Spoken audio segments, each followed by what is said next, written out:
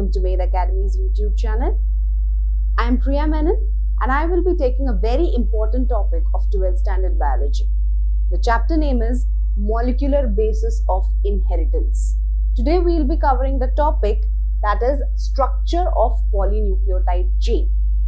Since the chapter name tells you that we will be learning the molecular basis, we will be learning the structure of our genetic material, because that is one that is responsible for inheritance of characters down the generations. So as we all know, the major genetic material that has been seen is DNA, deoxyribonucleic acid, and one more genetic material that is present is RNA. But as compared to RNA, DNA is more stable. So today we will be going through structure of polynucleotide chain. First we will discuss in general terms with DNA and RNA, then we will emphasize on DNA. Okay?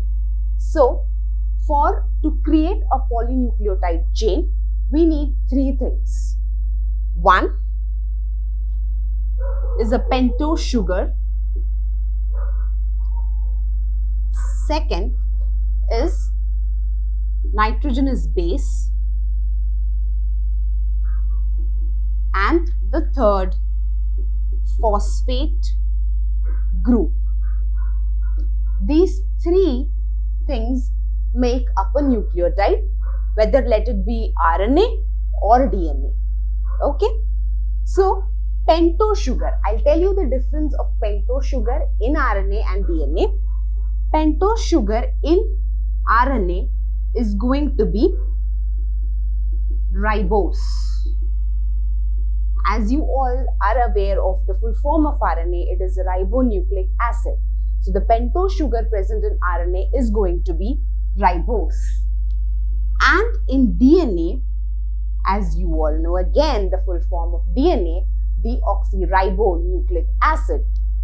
The pentose sugar that is going to be involved in this pentose sugar structural development will be deoxyribose. Why there is a difference? Because there is a deletion, there is elimination of oxygen at the second carbon of the pentose sugar. If RNA has an OH at the second carbon, so now we will be discussing the structure of DNA. The base is going to remain the same, having pentose sugar.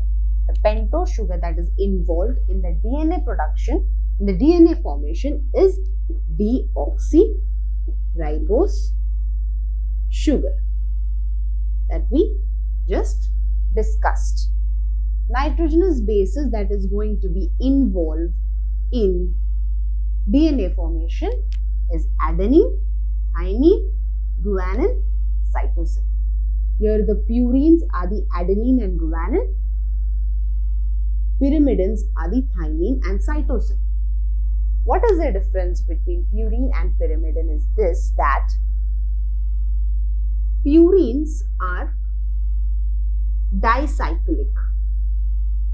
They are dicyclic, whereas pyrimidines are monocyclic. So this is their structural difference, that purines, that is adenine and guanine, will have two cycles. Two cycle as in two rings of the structure, and pyrimidines are monocyclic. Okay? So like at the end of the video, I'll be putting a small PPT wherein all the proper pictures of the structures will be given, so that it will be crystal clear for you what I am saying in terms of structural point. Okay? Yeah. So that is ATGC are involved in the DNA nitrogenous base. Then the phosphate group is same. Now what we are going to see in detail is this, that what are the bonds? So I was talking about the bond between two nucleotides. Now let me draw this. This is 1, 2, 3, 4 and the fifth carbon is here and phosphate group is attached. Okay. Then let me make another one.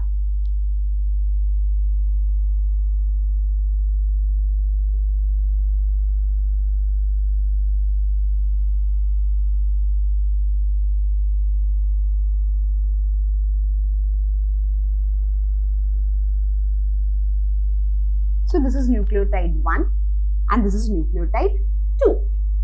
Now, if I want to make a polynucleotide chain, so it is obvious that I have to attach all the nucleotides together, right? So the bond is formed between the OH of the third carbon and the phosphate group.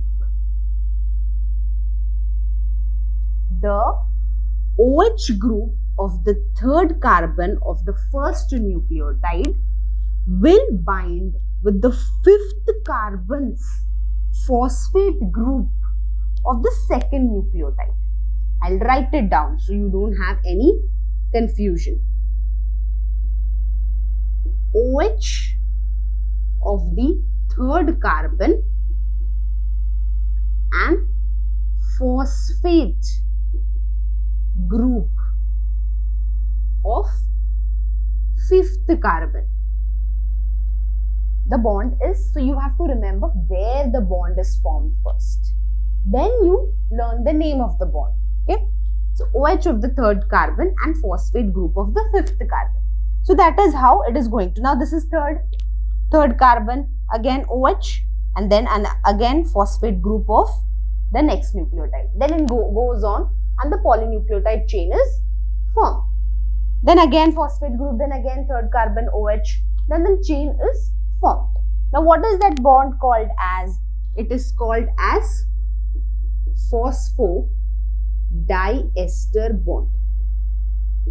So you have to be very careful when you write the names.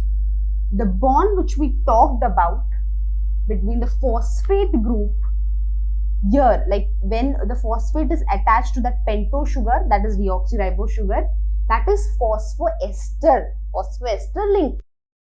So we'll just go through of what all things we learned. This PPT has all the pictures included. So you all can get the crystal clear of idea of the structure which I was talking about. So as I had mentioned, a nucleotide should have three components. That is a nitrogenous base, a pentose sugar, and a phosphoric acid. First, we had discussed the difference in RNA and DNA with respect to the pentose sugar. As you can see, as I had mentioned, that in DNA, we are using deoxyribose sugar because there is no oxygen in the second carbon. In the second carbon, there is elimination of the oxygen. Whereas if you check the ribose sugar, that is part of RNA, it has a complete OH group. So this is the major difference in the structure point of view in the pentose sugar of the genetic materials. Then this is how a nucleotide formation had taken place. That is, the pentose sugar will be bonded to a nitrogenous base, and on the other side, on the fifth carbon, it will be bonded to phosphate group.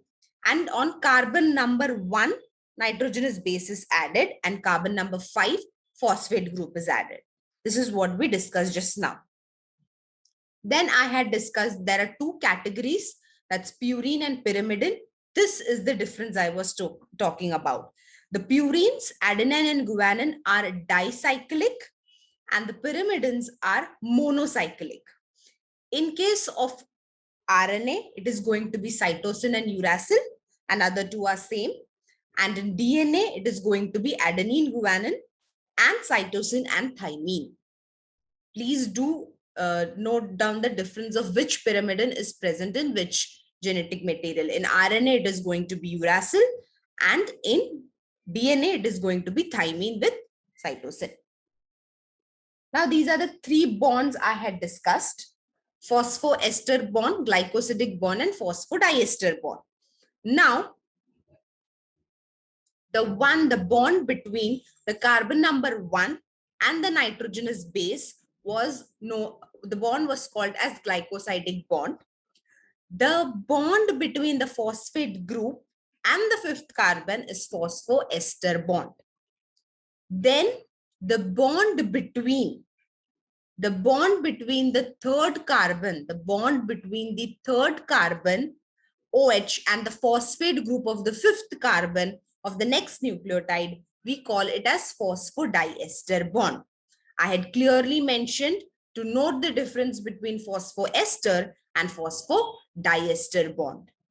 Phosphoester bond is the bond between phosphate group and the fifth carbon in a nucleotide, and phosphodiester is the bond between the third carbon of OH of the first nucleotide and phosphate group of the fifth carbon of the second nucleotide.